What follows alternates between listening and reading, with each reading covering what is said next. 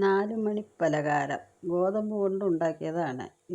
ഇതിനാവശ്യമായത് സവാള, പച്ചമുളക്, അര സ്പൂൺ ജീരകം, 1 കപ്പ് തേങ്ങ, ഉപ്പ്, വെളിച്ചെണ്ണ പാകത്തിന്. 1 കപ്പ് ഗോതമ്പ് മാവെടുക്കുക. അതിലേക്ക് നമുക്ക് സവാളയും പച്ചമുളകും ഉപ്പും അര സ്പൂൺ ജീരകവും കൂടെ ചേർത്ത് ഇളക്കിയതിന് ശേഷം 1 കപ്പ് തേങ്ങയും അതിലേക്ക് ചേർക്കണം.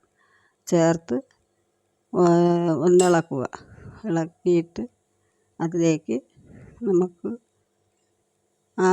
അതിനാവശ്യമായ വെള്ളം അതിലേക്ക് ആവശ്യമായ വെള്ളം നമുക്ക് ചേർക്കാം. ചേർത്ത് ഒരു മയം വരുന്നത് വരെ കുഴയ്ക്കുക. അതായത് ചപ്പാത്തിയും കാട്ടി കുറച്ചും കൂടെ വെള്ളം വേണം. കുഴയ്ക്കുന്നതിന് കുറച്ചും കൂടെ വെള്ളം വേണം. അങ്ങനെ കുഴച്ചതിന് ശേഷം ഇലയിൽ വെളിച്ചെണ്ണ തടവി അതിൽ ഈ മാവ് ഒരു പിടി മാവിട്ട് കൈ നനച്ചതിന് ശേഷം പച്ചവെള്ളത്തിൽ നനച്ചതിന് ശേഷം കൈ കൊണ്ട് അമർത്തി പരത്തുക. ഒരു ചപ്പാത്തിയുടെ വലിപ്പത്തിൽ പരത്തിയെടുത്ത് ഇങ്ങനെ പരത്തണം. ഇങ്ങനെ പരത്തി പയ്യെ പരത്താവില്ല, കയ്യിലൊട്ടി വരും. പരത്തിയതിന് ശേഷം നല്ലതായിട്ട് പരത്തി കനം കുറച്ച് പരത്തണം. എന്നാലും മാവ് വേവുകയുള്ളൂ.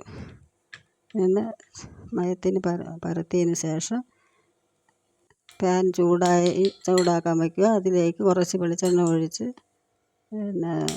എല്ലായിടത്തും ആവത്തക്ക രീതിയിൽ ഇതിന് കറക്കി വെളിച്ചെണ്ണ എല്ലായിടത്തും ആവുന്ന രീതി വെച്ചിട്ട് ഈ ഇലയോട് കൂടി നമ്മളെടുത്ത് അതിൽ കമത്തി വയ്ക്കണം.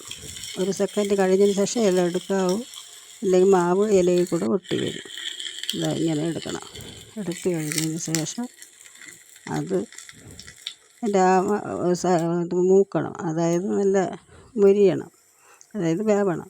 വെന്തതിന് ശേഷം ഇതിനെ മറിച്ചിട്ട് മറു സൈഡും അതുപോലെ മൂപ്പിച്ചെടുക്കണം. മൂപ്പിച്ചെടുത്ത് കഴിഞ്ഞ് നമുക്ക് ഇങ്ങനെ നല്ല ഇതുപോലെ മൂക്കണം. ചുവന്ന കളർ വരും. അതാണ് രുചി.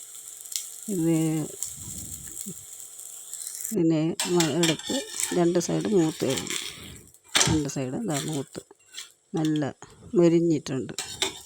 ഇത് നമുക്ക് പാത്രത്തിലോട്ട് മാറ്റാം.